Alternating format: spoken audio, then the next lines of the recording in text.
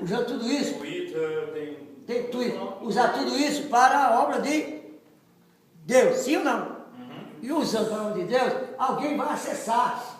E quem falou que a palavra que ele disse hoje, que está gravada, que vai ouvir daqui a um ano, não tem o mesmo valor? Esse homem que está aqui dentro de vocês, esse homem que está aqui dentro de vocês, eu ouvi a palavra através de um vídeo no Brasil, de uma fita, na televisão, de um vídeo, de um pregador que pregou nos Estados Unidos. A pregação foi nos Estados Unidos, Rosângela? A pregação foi nos Estados Unidos.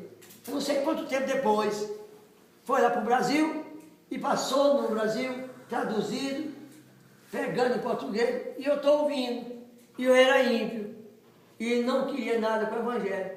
E não é que eu parei um pouquinho para ouvir, e não é que eu ouvi eu fiquei, e não é que ouvindo eu fiquei e aceitei e me converti, e hoje sou esse homem de Deus. Deu para entender? E a mesma palavra.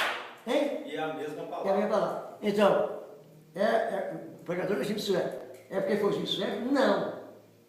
Então, a palavra não foi de Jim Swagger. A palavra foi de um servo de Deus.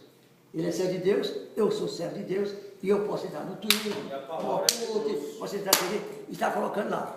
Crente, hoje em dia está perdendo tempo com o Orkut para poder colocar, e até vai dar problema, né? Porque vai estar... Hoje estava cheio aí de Galo e Raposa, e Corinthians... Corinthians, crente fazendo notícia de Corinthians, da Raposa, que foi classificado, coisa. Falando de Galo, falando de Raposa. Certo? Manda um recado, pastor. Manda um recado aí pro pessoal. Você que está ouvindo essa aula, aprenda e aceite a Jesus. Se não for crente, se for crente, torne-se missionário. Amém? Glória a Deus.